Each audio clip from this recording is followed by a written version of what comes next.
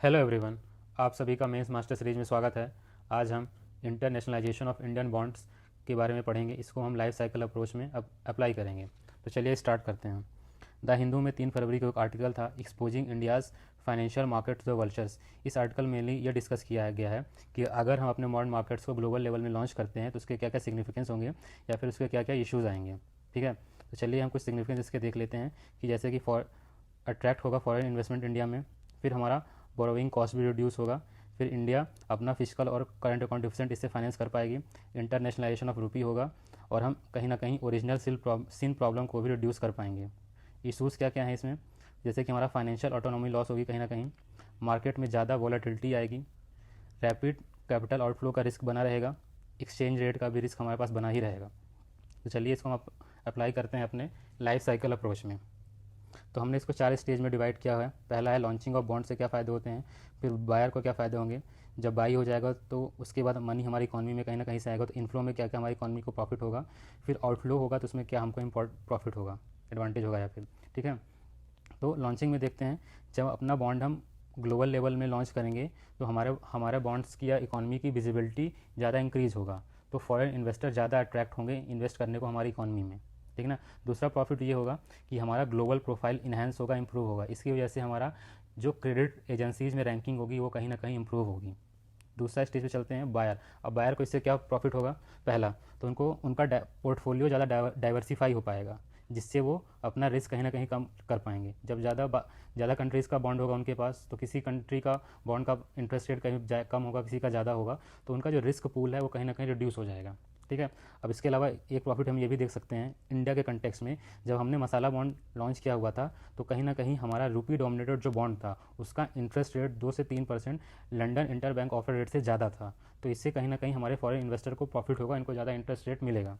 अब तीसरा स्टेज है जब मनी हमारी इकॉनमी में आ जाता है तो उस समय हम क्या क्या एडवांटेज हो सकते हैं हमको देखेंगे।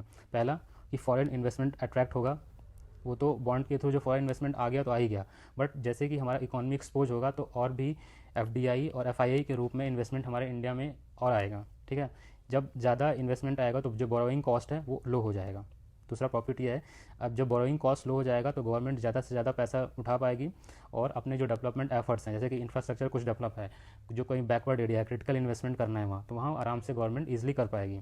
तीसरा इसका एडवांटेज है कि जैसे जैसे हमारा ग्लोबल मार्केट में हमारा एक्सपोजर बढ़ता जाएगा तो वैसे वैसे इंटरनेशनल कम्युनिटी का इंटरेस्ट हमारे इकॉनमी में बढ़ेगा, तो और भी जो हमारा फाइनेंशियल इंस्ट्रूमेंट है उसमें वो इन्वेस्ट करेंगे।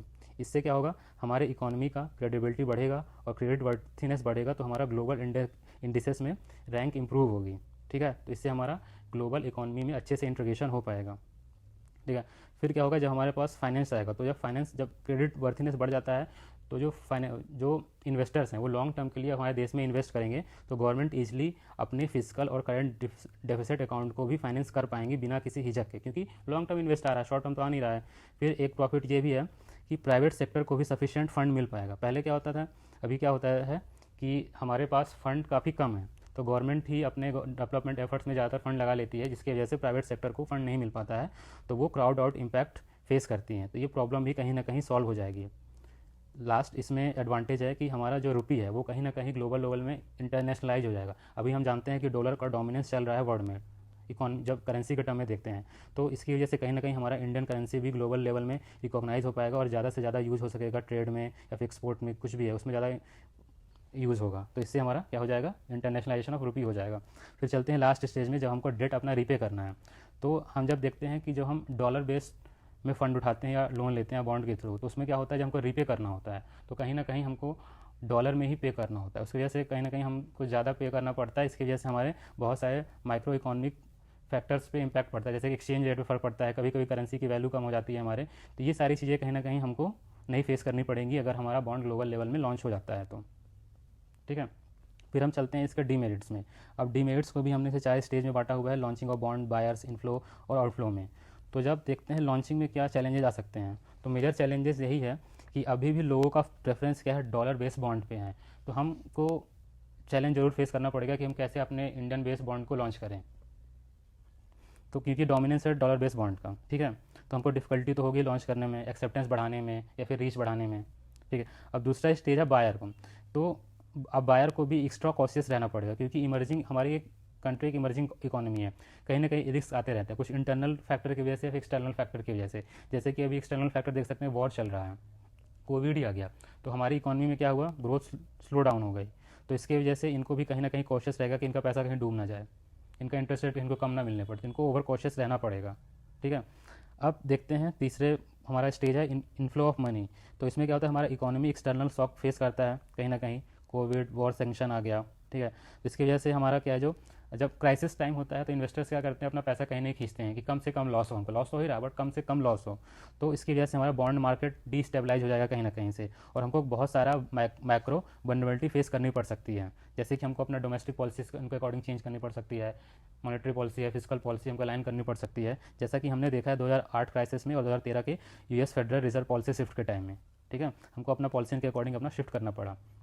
फिर चौथा मेजर इशू ये है कि हमको अपना फाइनेंशियल ऑटोनॉमी कहीं कहीं लॉस हो जाता है। अब जैसे कि अब हम ग्लोबल स्टेज पे चले गए, ग्लोबल स्टेज की वजह से हमारे बॉन्ड में इम्पैक्ट पड़ा, उसके प्राइस में इम्पैक्ट पड़ा। तो अब हमको वो इंटरेस्ट रेट इंडिया में मेंटेन करने के लिए अब ग्लोबल मार्केट या फिर ग्लोबल इकोनॉमी के अकॉर्डिंग ही अपने फाइनेंशियल जो भी जैसे मॉनेटरी लॉ है या फिर फिजिकल पॉलिसी है उसको कहीं ना कहीं अलाइन करना पड़ता है, जिसकी वजह से हमारा लॉस हो जाता है फाइनेंशियल ऑटोनॉमी से, और इंटरेस्ट रेट भी कहीं ना कहीं हैम्पर होता है अपने कंट्री में। ठीक है, अब लास्ट स्टेज में देखेंगे आउटफ्लो ऑफ मनी। जब आउटफ्लो में सबसे बड़ा रिस्क ये है कि रैपिड आउटफ्लो का रिस्क है, क्राइसिस आ गया, कोविड आ गया, कुछ भी आ गया, तो इन्वेस्टर जल्दी से फास्ट एकदम पैसा निकालते हैं। तो इसकी वजह से हमको दो मेजर इशू फेस करने को मिलते हैं, जैसे कि करेंसी का डिवैल्यूएशन हो जाता है, डिवैल्यूएशन हो जाता है, या फिर बॉन्ड प्राइस एकदम डाउन चले जाते हैं। ठीक है, तो इसकी वजह से काफ़ी इशू आ जाते हैं हमारी इकोनॉमी में। और एक मेजर इशू ये भी जाता है कि हमारे इसकी वजह से एक्सचेंज रेट पे भी इम्पैक्ट पड़ता है, हमारी करेंसी की वैल्यू कम हो जाती है, तो हम जब डेट को रीपे करते हैं तो हमको कहीं ना कहीं ज़्यादा देना पड़ता है। ठीक ना, ये मेजर इशू हम फेस करते हैं अपने। तो ये थे सारे डिमेरिट्स में हमको क्या क्या चैलेंजेस फेस आते हैं।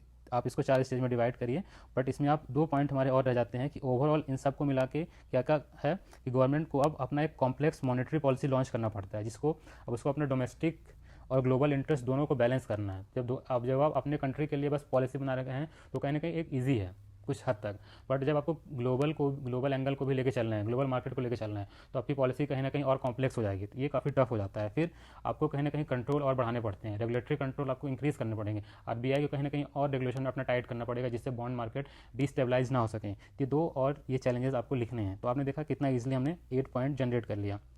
तो ऐसे ही हम और टॉपिक लाते रहेंगे। थैंक यू, आप प्रैक्टिस करते रहिए इनको, फिर अगले सेशन में और टॉपिक को डिस्कस करेंगे। चलते हैं, धन्यवाद।